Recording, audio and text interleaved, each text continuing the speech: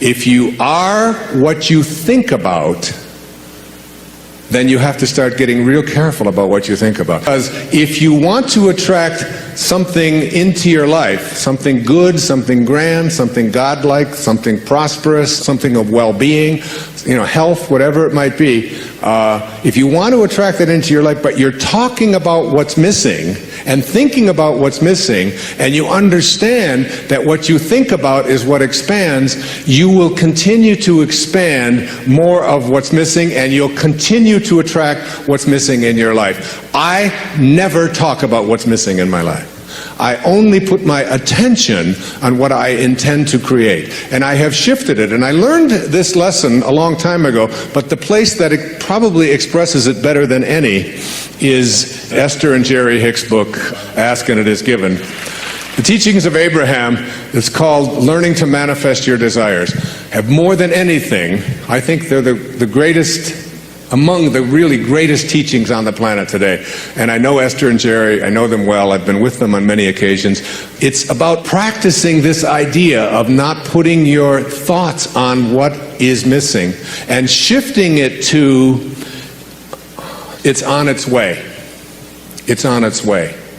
It's on its way. 4 words, just get them tattooed someplace inside of you. Whatever it is that you would like to attract into your life, know that it's on its way. And I want to say to you that as you begin to get your thoughts more harmonized with Tao thinking, that is, with the thinking of the source, the thinking of God, that which always has been, that which does nothing but leaves nothing undone.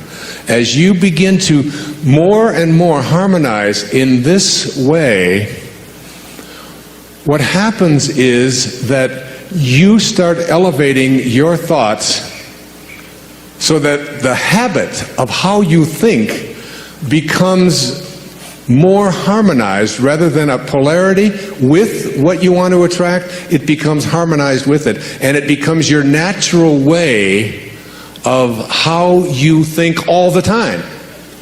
And you start then beginning to teach your children the same way of thinking. So you just catch them when they start saying things like, oh, with my luck it won't work out. Why have any of us ever learned to say, with my luck, and having it mean things aren't going to work out? Why wouldn't you say, and just have it as your habit, with my luck, it'll probably show up faster than it normally does? Why not have that kind of a way? Because here's what happens. As you begin to shift the way that you think and have an anticipation that this thing is going to work out for you, you can only act upon your thoughts. And as you get these higher and higher thoughts, what happens is that the thought is now more aligned with what it is you want to attract, and then you start acting upon that thought. And as you start acting upon the thought that it will work out, that it's probably on its way, you start to see how this whole system all works. In other words, call it the universe, whatever you want, begins to conspire with you. It begins to act almost where you suddenly become a collaborator with fate.